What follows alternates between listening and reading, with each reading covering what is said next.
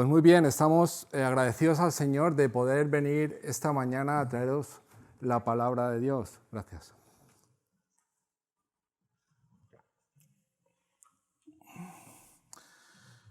No sé si, iba a comenzar una serie en Miqueas, pero pues debido a varios problemas, varias circunstancias, pues hoy no he podido empezar esta serie. Pero vamos a seguir en la línea en la que estábamos siguiendo estos días atrás.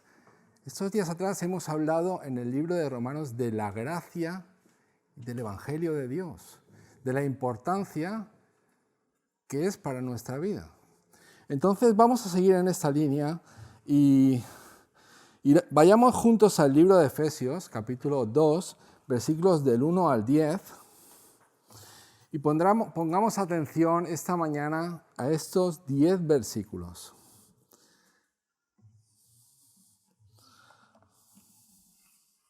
Pero antes que nada, pues vamos a orar juntos, vamos a pedirle al Señor que nos acompañe, que nos bendiga y que no sea yo un hombre común y corriente, sino sea Él, sea su Espíritu el que hable en nuestros corazones.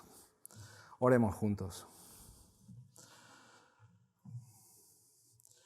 Oh Señor, te bendecimos, Señor. Reconocemos que somos hombres pecadores, hombres que caen una y otra vez en el pecado. Hombres que tú has redimido y que quieren caminar en tu gracia. Te pedimos, Señor, que nos ayudes. Nos ayudes a escuchar, nos ayudes a saber qué es lo que demanda de nosotros tu Espíritu Santo en esta mañana. ¿Qué quiere para nosotros individualmente y qué quiere para la iglesia? Señor, queremos glorificar tu nombre, pero no solo de palabras, sino de verdad, de hecho, Señor. Queremos servir a tu iglesia, Señor. Queremos ser hombres dignos de tu evangelio. Aun siendo pecadores, queremos llevar con orgullo la cruz del sacrificio de Cristo por nuestra vida.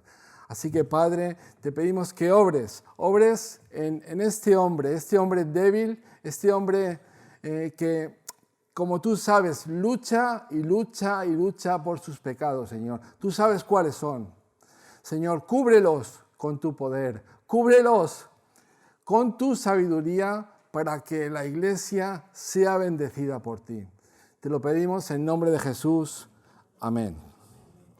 Así que, hermanos, vamos a Efesios capítulo 2, versículo 1.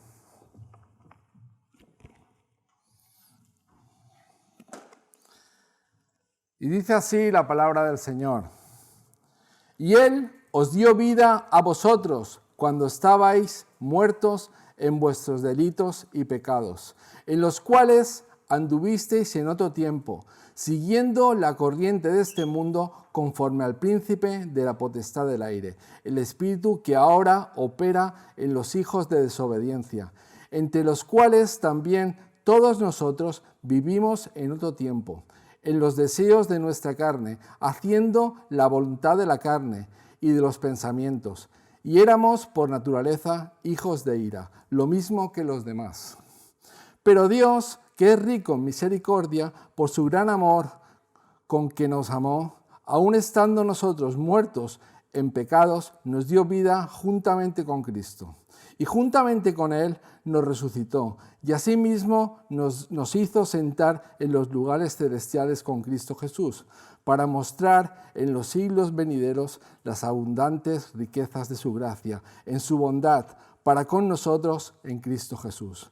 Porque por gracia sois salvos por medio de la fe, y esto no es de vosotros, pues es don de Dios, no por obras para que nadie se gloríe, porque somos hechura suya, creados en Cristo Jesús para buenas obras, las cuales Dios preparó de antemano para que anduviésemos en ellas. Amén. Dios bendiga su palabra, hermanos. Hoy en día hemos pasado un tiempo difícil, un tiempo en el que, por medio del coronavirus, la sociedad ha sufrido. Ha sufrido la sociedad, pero realmente, por medio del avance tecnológico de la medicina, por medio de la gracia común de Dios, pues se ha podido ir frenando este contagio, este crecimiento del coronavirus. Los avances tecnológicos, médicos, son realmente importantes para la vida de cada uno de nosotros. Por ejemplo, los médicos hoy en día pueden rehacer una cara cuando ha tenido un accidente automovilístico. Imaginaros, una cara deshecha. Pues los avances tecnológicos la rehacen. También pueden trabajar incluso en los órganos principales de nuestro cuerpo. Ellos pueden reconstruir, cambiar riñones, pueden intervenir en un hígado estropeado, incluso pueden hacer trasplantes de corazón.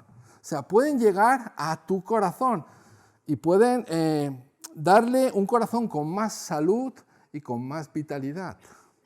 Esto es sorprendente el avance tecnológico por nuestra vida, o sea, por el transcurso de nuestra vida para mejorar nuestra vida.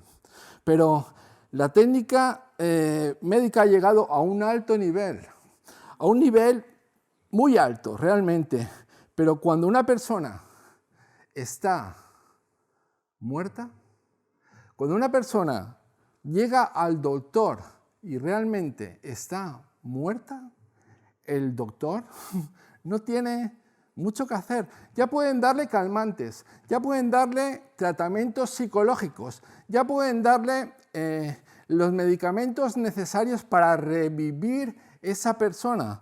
Pero solamente se puede hacer una cosa: cuando una persona no llega a tiempo a la sala de quirófanos, solamente le pueden cubrir con una sábana y llevarla a la morgue. No hay nada más que hacer. Pero nuestro Dios soberano, el Dios del universo, nuestro Dios, el doctor por excelencia, este doctor comienza a operar con personas que ya están muertas, con personas insensibles, con personas que van directamente a la morgue. Con esas personas empieza a operar el Señor, nuestro Dios. Y en el texto que tenemos ahora nos proporciona una declaración extraordinaria, clara y concisa, de la forma en la que Dios salva a un pecador. ¿Eres pecador? ¿Te reconoces como pecador? No me respondan, no hace falta que me respondas. Muchos errores se han cometido en la iglesia por no entender o malinterpretar este texto que tenemos delante de nosotros.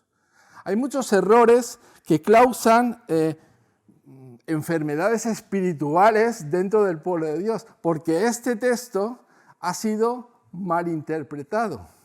Este texto tan claro y tan evidente, muchos lo malinterpretan. ¿Cómo puede ser esto? ¿Cómo es posible que la palabra tan clara de Dios sea malinterpretada? Me gustaría considerar este texto con cada uno de vosotros. Me gustaría considerar cómo la misericordia de Dios lleva a cabo la vida de un pecador. No hay nada más, hermano, no hay nada más fundamental, no hay nada más importante que podamos entender esta mañana que este texto. Este texto es fundamental para la vida cristiana, es fundamental para la vida de cada uno de nosotros. Vamos a ver cómo este versículo nos muestra con claridad el poder de la gracia de Dios. En los versículos del 1 al 3 encontraremos la condición de la humanidad sin Cristo. la condición de la humanidad sin Cristo. Aquí el apóstol Pablo está explicando qué es la vida sin Cristo, cómo operan las personas que no tienen a Cristo. Y después en el versículo 4 al 7 encontramos la manifestación de la vida con Cristo. Pablo describe el hecho, quiénes éramos antes de convertirnos y que estábamos sometidos a la antigua esclavitud.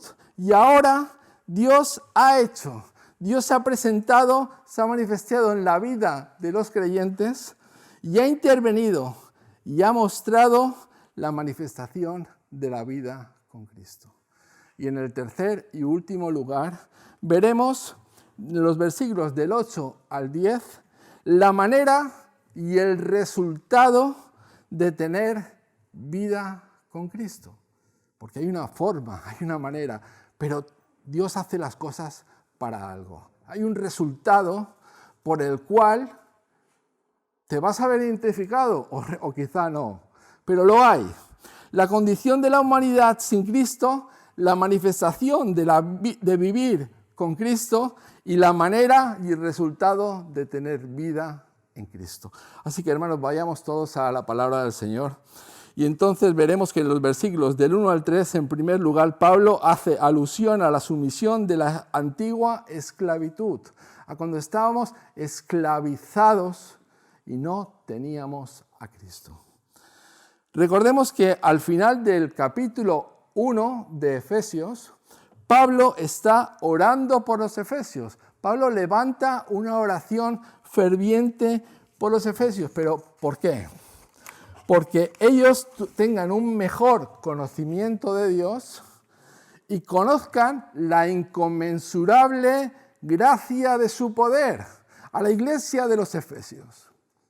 Y con este motivo estamos también tratando esta palabra esta mañana, para que nos maravillemos de la inconmensurable gracia del poder de Dios. Así que, hermanos, Pablo, desde el comienzo de este texto, está a punto de subir la montaña del Everest, por decirlo de alguna manera. Pablo está subiendo un pináculo, una cúspide, la cúspide de la gracia. Está llegando a esta cúspide de la gracia. Y para explorar estos primeros 10 versículos, Pablo empieza desde las más bajas profundidades de esta montaña, desde las raíces, desde las más oscuras, en el valle de sombra de muerte, en el valle más sombrío de la condición de la humanidad. Ahí empieza el apóstol Pablo. En los versículos del 1 al 3 describe la vida sin Cristo. En el versículo 1 nos dice que una persona inconversa, una persona que no conoce de Dios, está muerto espiritualmente. Está muerto. Muerto quiere decir muerto, insensible a la voluntad de Dios. Aunque quiera caminar en la voluntad de Dios, no es sensible a ella. Aunque quiera asistir a la iglesia, no es sensible a su palabra. Aunque quiera, no puede porque el Señor no ha obrado en él. El versículo 1 nos dice que estabais muertos en vuestros delitos y pecados. Y continúa diciendo el versículo 2, en los cuales anduvisteis en otro tiempo. Esta es la condición natural de todo hombre. La condición natural, sin que obre Dios en él, la condición de nacimiento natural de todas las personas, de todos los hombres. Y dice que andar o caminar se usa en las Escrituras para mostrar, bueno, es una metáfora que muestra la forma de vivir de una persona. Ellos andaban o caminaban de esta manera. Antes de tener la fe en Cristo, ¿qué eran? Eran muertos activos, eran muertos vivientes. Eran unos muertos vivientes, unos zombies.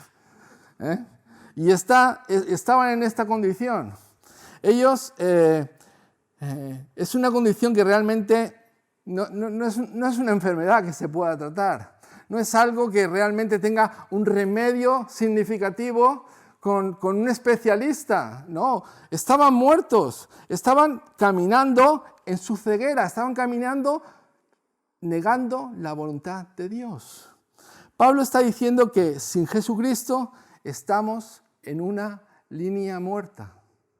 Sin Jesucristo, escucha bien, sin Jesucristo estamos en una línea muerta sin sentido. Estamos muertos espiritualmente. Si no tienes a Cristo en tu corazón, si no caminas conforme a la voluntad de Dios, conforme a su gracia, estás en una línea sin sentido en tu vida. Sin ningún sentido. Estás desperdiciando tu vida. Estamos espiritualmente muertos, insensibles a la voluntad de Dios, experimentando las consecuencias del aislamiento de Dios. Espiritualmente sin vida, muertos para Dios y para las cosas de Dios. Estamos muertos. Lo que Pablo destaca aquí en estos primeros versículos es que hay una incapacidad y una percepción que tienen los hombres para no cambiar su condición. El hombre es incapaz por sí mismo de cambiar su condición, por mucho que quiera, por mucha voluntad que le eche. Por sí mismo no puede. ¿Hay algo más desesperante para los hombres que enfrentarse a la muerte? ¿Hay algo más desesperante? No sé si habrás perdido a un ser querido. ¿Hay algo más desesperante sabiendo que la muerte va a venir a tu vida, que las personas que has conocido han muerto? La muerte provoca un dolor agudo en nuestro corazón. La muerte es el abandono del ser que estás amando. En la muerte hay algo, hermanos, hay algo definitivo. La muerte es algo real. Cuando encontramos la muerte, no podemos volver a la vida. No se puede volver a la vida. La muerte es el fin, es el final. Esto es lo que el punto del apóstol Pablo está diciendo en este pasaje. Estamos muertos en delitos y pecados ante Dios. Aquí es una impotencia y una incapacidad que tiene el hombre para buscar de Dios. No podemos hacer nada por nosotros mismos para cambiarlo. No podemos. Es la obra del Señor. Si una persona alejada de la voluntad de Dios está espiritualmente muerta, Pablo dice, en segundo lugar, que esta actividad es algo que tienen los hombres en los versículos 2 y 3. Dice que muestra el dominio de su esclavitud en estos dos versículos. Versículo 2 y versículo 3. Muestran cómo este dominio de la esclavitud opera en estos hombres. Miremos cómo opera. Primero dice que siguen la corriente o el curso de este mundo. Ellos siguen la corriente o el curso de este mundo. No siguen la voluntad de Dios, no. Siguen el curso y la corriente de este mundo. En otras palabras, dice que exige lo que el tiempo te está dictando. Lo que el tiempo marca para tu vida, lo que la sociedad, la cultura, el entorno de donde te mueves, tira de ti y te dice cuáles son las verdades y las falsedades por las cuales tienes que caminar. Están viviendo en la consonancia de los dictámenes de este mundo. En lo que el mundo va dictando, en lo que el mundo va diciendo, en las modas, en las cosas que son buenas en ese momento, en lo agradable. en lo que parece una bendición del mundo, pero es una maldición para ti. Esto incluye diferentes expresiones sociales, diferentes expresiones culturales que están afectadas por esto. Están afectadas porque toman direcciones que son contrarias a la voluntad, o sea, a la moral de Dios. Si no eres cristiano, Pablo te está diciendo, si tú no eres cristiano, que el mundo está dirigiendo tu vida. Que el mundo dirige tu vida, no lo dirige Dios, no te engañes. Si tú no eres un verdadero creyente, el mundo es el que dicta cómo tienes que caminar. Y en segundo lugar añade que los que no siguen a Cristo en este mundo, ¿a quién siguen? Siguen al príncipe de la potestad del aire, el espíritu que ahora opera en los hijos de desobediencia. Quizá al diablo no lo puedes ver, no puedes ver cómo opera, cómo se mueve, pero, si no estás siguiendo a Dios, estás siguiendo al príncipe de la potestad del aire. Y este título es el título que se le da a Satanás por su influencia invisible en este mundo, en las cosas que pasan en este mundo, en los dictámenes del mundo, en las órdenes del mundo, en las leyes del mundo.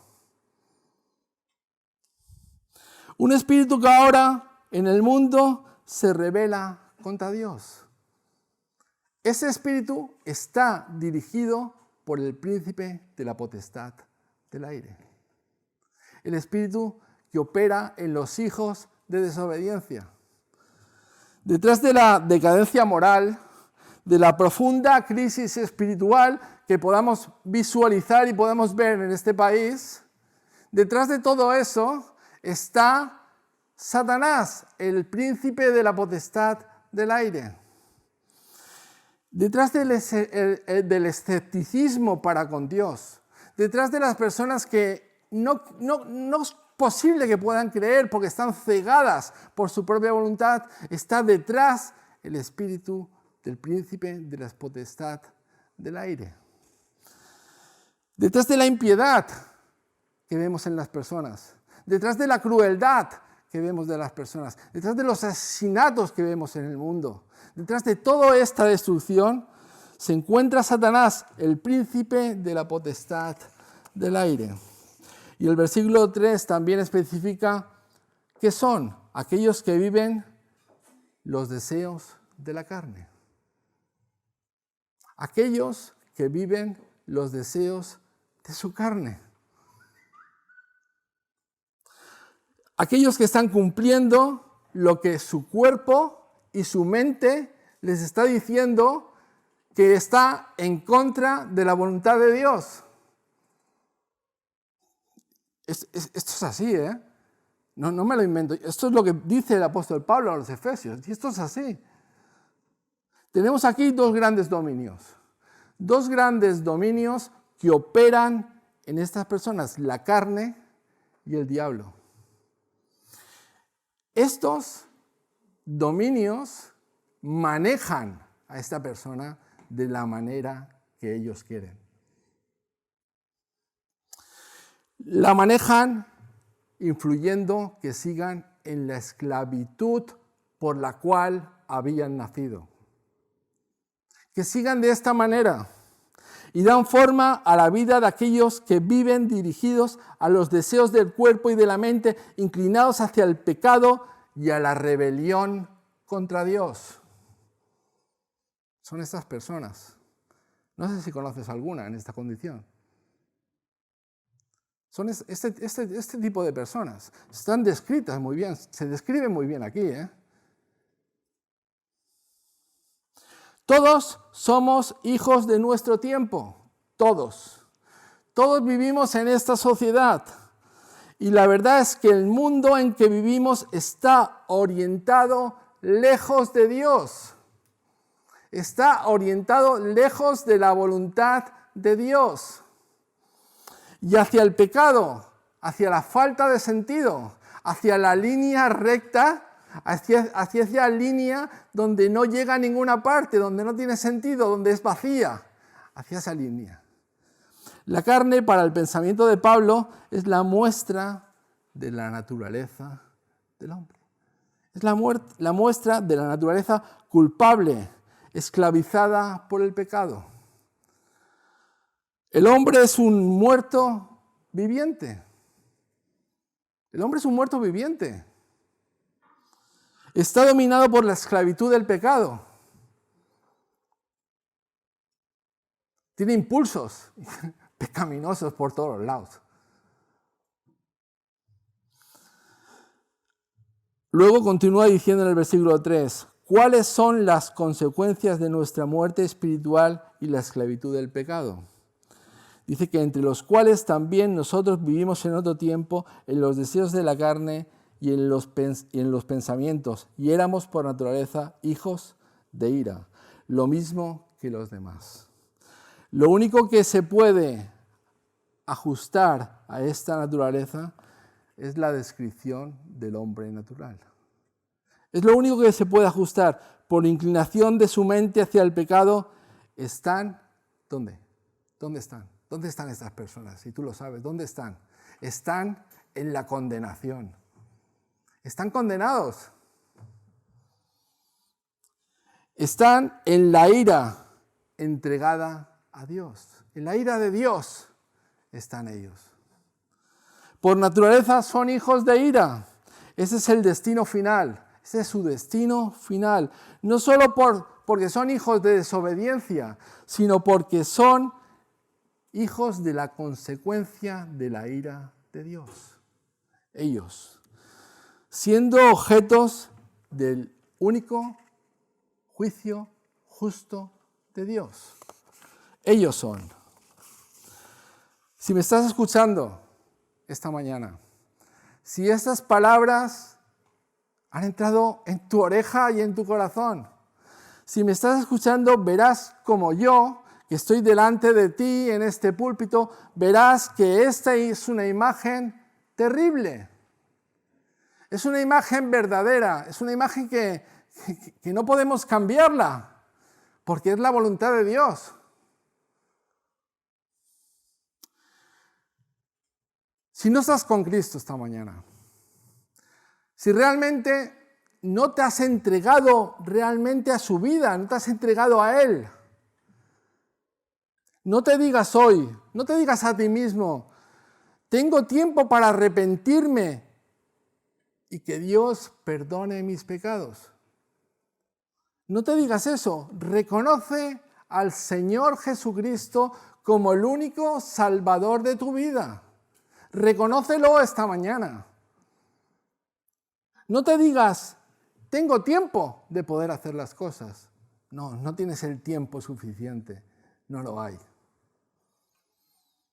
Si reconoces hoy tu condición espiritual, si hoy estás reconociendo que vives en la primera parte de Efesios capítulo 2, versículo 1, si reconoces que estás viviendo en esta esclavitud, hay para ti realmente una esperanza. Hay una esperanza que veremos más adelante. El hombre está muerto, esclavo del mundo, de la carne, del diablo, destinado a la condenación. Pero hay una esperanza. Hay realmente esperanza en este texto que el Pablo está escribiendo a los Efesios, a la iglesia de Efeso. Veremos que aquí, en el siguiente encabezado, en el capítulo 4 al 7, veremos la manifestación de la vida con Cristo. Aquí está la esperanza. En el comienzo del versículo 4 nos lo está indicando. Nos dice, ¿qué nos dice el comienzo del versículo 4? Pero Dios, el pecado gobierna en tu vida. El pecado realmente es el territorio que muchas veces gobierna tu corazón. Como un tirano, realmente. El pecado es como un tirano que tira de ti, de tu voluntad. Incluso A veces no puedes dominarlo cuando afecta a tu corazón. A veces no te das ni cuenta y está afectando a tu vida. Incluso hay veces que tiene dominio sobre ti. No puedes dominarlo, tiene dominio sobre tu vida. Y de su dominio hay posibilidad de librarse. Hay una posibilidad de que seas libre de la esclavitud del pecado. Pero Dios, siendo esclavos de nuestras pasiones, pero Dios, siendo esclavos de nuestros apetitos del mundo, pero Dios, estando dirigidos por normas retorcidas de la sociedad, pero Dios, estando esclavizados por las prioridades transgiversadas del mundo, y Satanás, que está ante ti, Satanás que tira de ti, que te quiere engañar, Satanás que no desperdicia ninguna oportunidad para poder confundir tu vida. Muchas veces no tenemos el deseo. Yo recuerdo cuando el Señor llegó a mi vida, yo no tenía el deseo de ir a Él. No teníamos la inclinación de poder ir a Dios. No teníamos las ganas. Estábamos aletargados delante de la presencia de Dios. No teníamos ningún poder para rescatarnos a nosotros mismos. No había nada. Pero Dios, esas palabras es como si encendieras un interruptor, una luz en medio de la oscuridad. Pero Dios, hay luz, hay oscuridad en medio de esta habitación donde puedas estar. Pero Dios viene con una luz, con la luz de su palabra, irrumpe en tu vida. Cambia tu vida, abre tus ojos, pero Dios hace la obra y podemos ver. Podemos ver porque Dios ha obrado en su voluntad en cada uno de nosotros. Su gracia irrumpe en medio de las tinieblas. Y por su misericordia, la vida tiene lugar en tu mente. La vida tiene lugar en tu corazón, por la misericordia de Dios. Y fijémonos en el versículo 5. Aun estando nosotros muertos en pecados, nos dio vida juntamente con Cristo. Pensemos un momento, si estás convertido al Señor, pensemos un momento, ¿cuándo fue que intervino Dios en tu vida? ¿Recuerdas ese momento? ¿Cuándo fue que intervino Dios? Cuando estábamos muertos, cuando no había escapatoria, cuando estábamos muertos, cuando no había nadie que nos pudiera reanimar. ¿No es así? ¿No es de esta manera? Cuando estábamos ciegos, indefensos, impotentes, cuando nadie daba nada por nosotros. Él nos salvó. Dios reinvierte nuestra condición en una nueva creación. Dios crea una nueva criatura dentro de nosotros, juntamente con Cristo, resucitados con Cristo, dice el versículo 6. Resucitados junto a Cristo, con el mismo poder, con la misma realidad, resucitados con Cristo Jesús. Y en otro tiempo solíamos vivir en el valle de sombra de muerte. Ahora estamos en Cristo, unidos a Cristo, resucitados de la muerte espiritual y ascendidos en lugares celestiales. Un lugar de dignidad, un lugar de adopción, un lugar donde encontraremos vida completa en Él. Esto es lo que Dios hace cuando salva a pecadores, manifestando que son una nueva creación solamente por su misericordia y por su gracia. Y nos preguntamos, ¿por qué estando muertos nos resucitó? ¿Por qué estando muertos en delitos y pecados nos resucitó y nos sentó en los lugares celestiales? ¿Cuál fue la razón para hacer esto? ¿Cuál fue la razón de Dios? Y en el versículo 7 nos responde a esta pregunta. para mostrar en los siglos venideros las riquezas de su gracia. Después de que el Señor Jesucristo regrese y por toda la eternidad, después que regrese, las inconmensurables riquezas de la gracia y la bondad de Dios serán exhibidas a todos los hijos de Dios.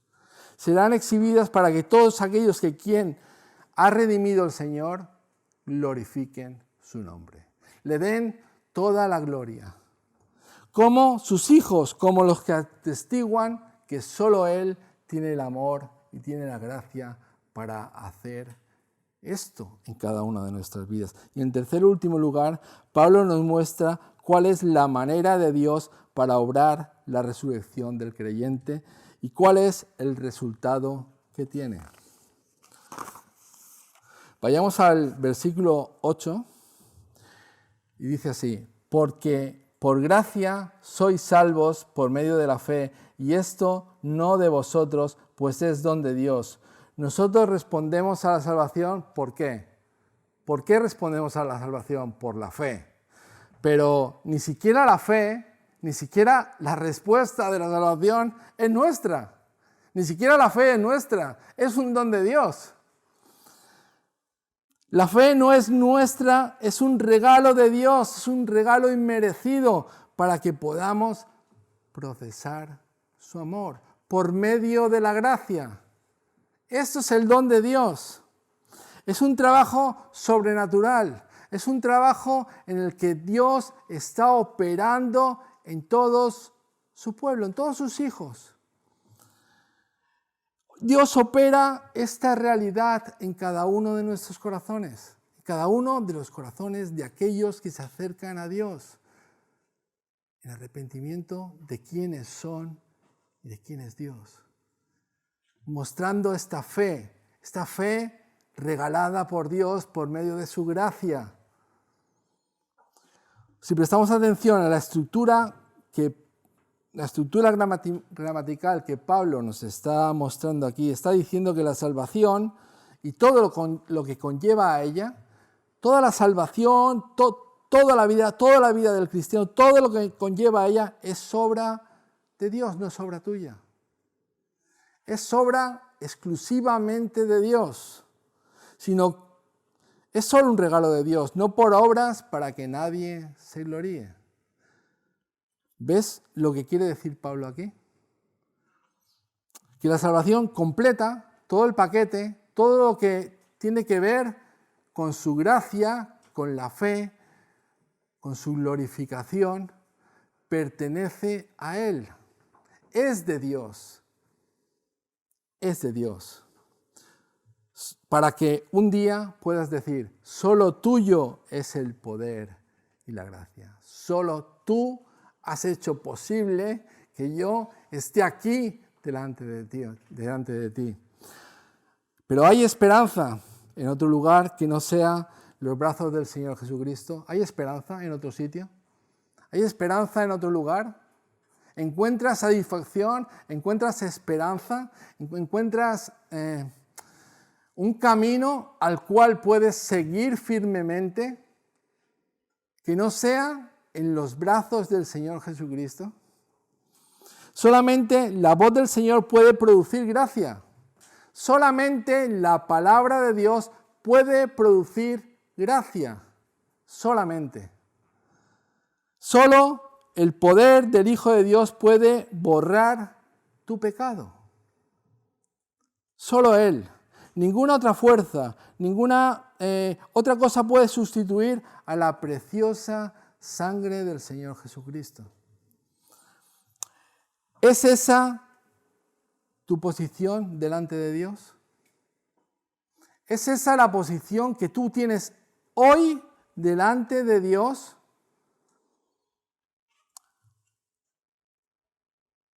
¿O realmente sigues confiando en ti mismo?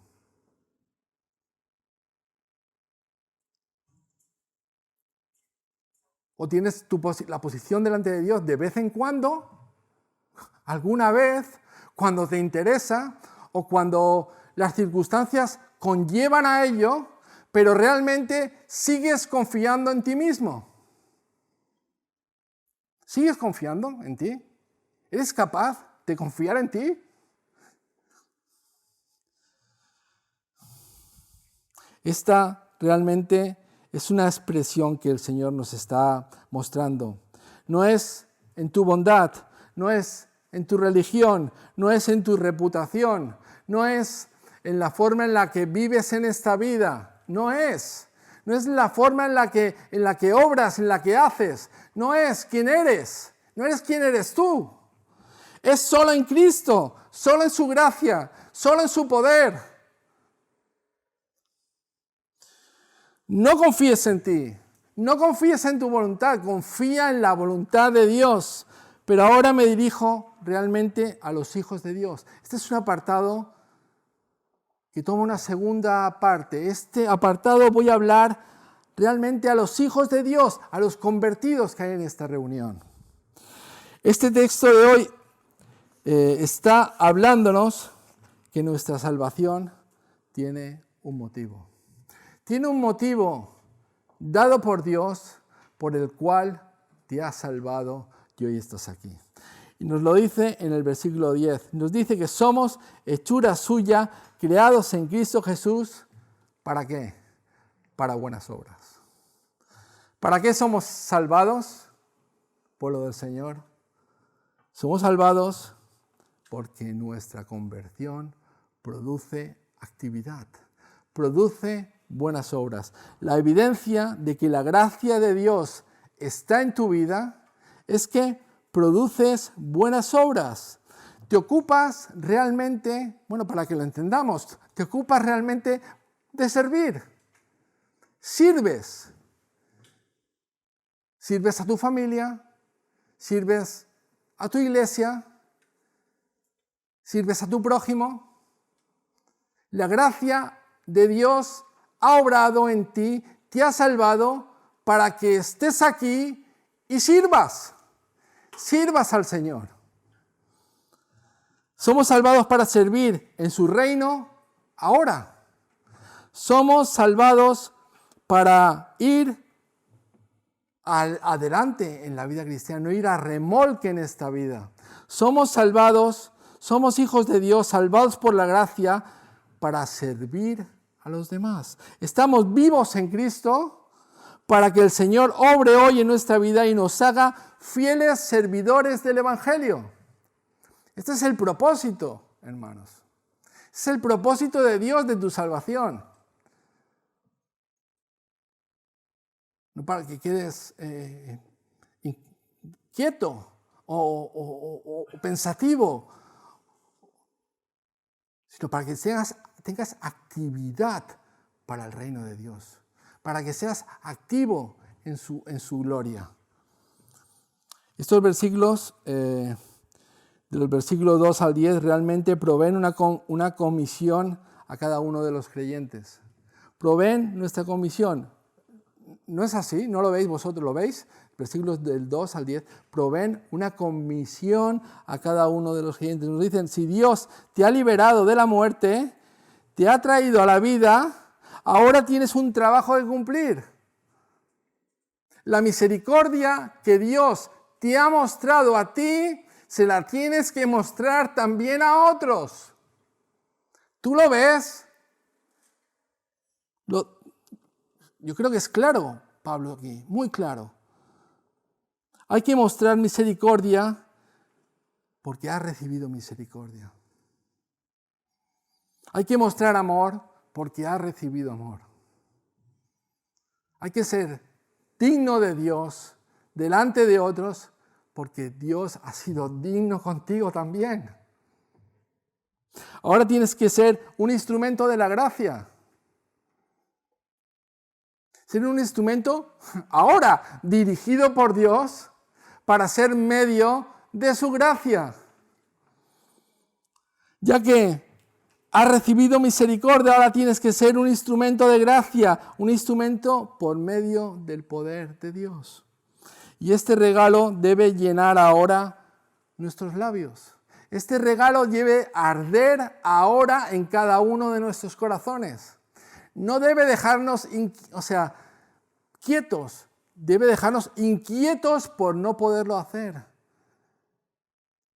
Tenemos que ser los medios de gracia del Señor, porque Él ha mostrado, vivíamos en el valle de sombra de muerte, condenados a una condenación eterna, hijos de su ira, destruidos, pero Él ha tenido misericordia con cada uno de nosotros. ¿Para qué? Para que tú seas parte de su obra, para que tú seas parte de su reino, para que muestres misericordia en aquellos que no tienen la misericordia de Dios. Buscad el reino de Dios y todo será añadido en tu vida. Todo. Busquemos el honor, busquemos la gracia, busquemos honrar a nuestro soberano Señor. Porque el Maestro de todos los maestros, el Señor del universo, ha alcanzado nuestra vida por medio del Evangelio. Ahora, si hoy te encuentras entre nosotros y estás escuchando esta palabra y nos enseña este texto que la condición de la humanidad sin Cristo es una condición terrible, es una condición donde no puedes dar un paso atrás, es una línea sin sentido en tu vida.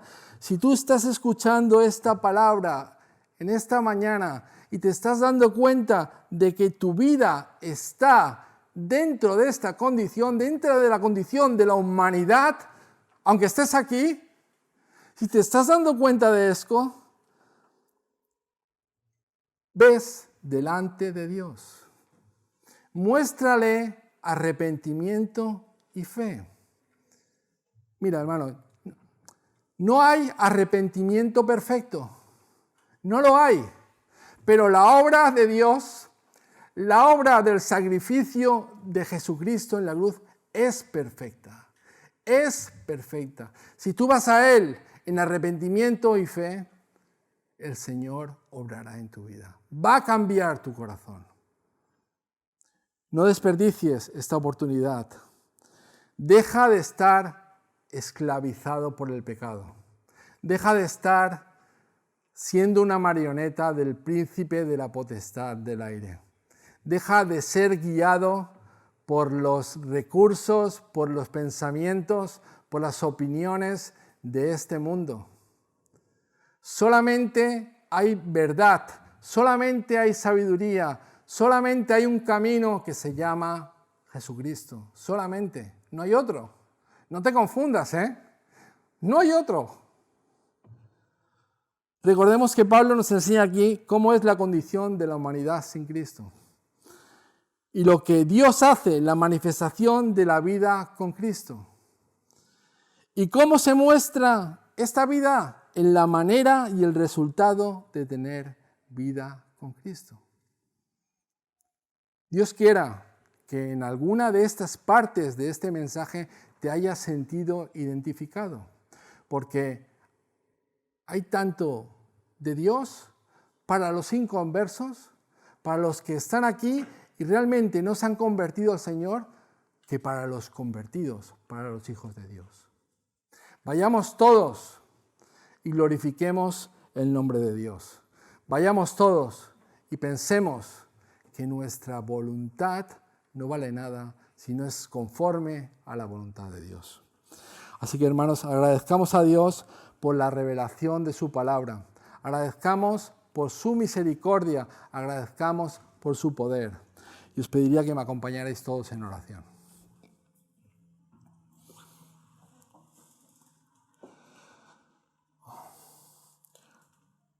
Oh Señor nuestro Dios, tú conoces a cada uno de nosotros, a cada uno de los que estamos en esta sala, en esta reunión. Tú conoces cada uno de nuestros corazones.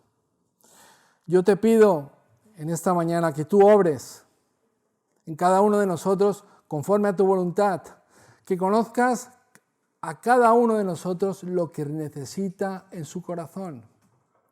y obres, Señor, obres y transformes por medio de tu gracia, tu voluntad en su vida, Señor, para que sean agradables a ti, Señor, para que puedan caminar en tus mandamientos, en tu verdad, para que tu evangelio sea extendido, Señor, para que las personas que no te conozcan puedan arrepentirse e ir a ti.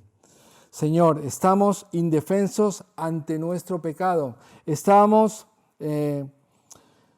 sin ningún momento de lucidez. Estábamos perdidos, Señor, y tú llegaste a nuestra vida mostrándote que eres el Rey y soberano de todo, Señor. Nos arrepentimos y vamos a ti, Señor, en esta mañana, para que tú sigas obrando en cada una de nuestras vidas. Aunque estábamos hundidos, tú nos sacaste del lodo. Aunque estábamos muertos, tú nos diste vida, Señor. Reconocemos, Señor, que tú eres el dador de la vida y tu misericordia con nosotros es grande.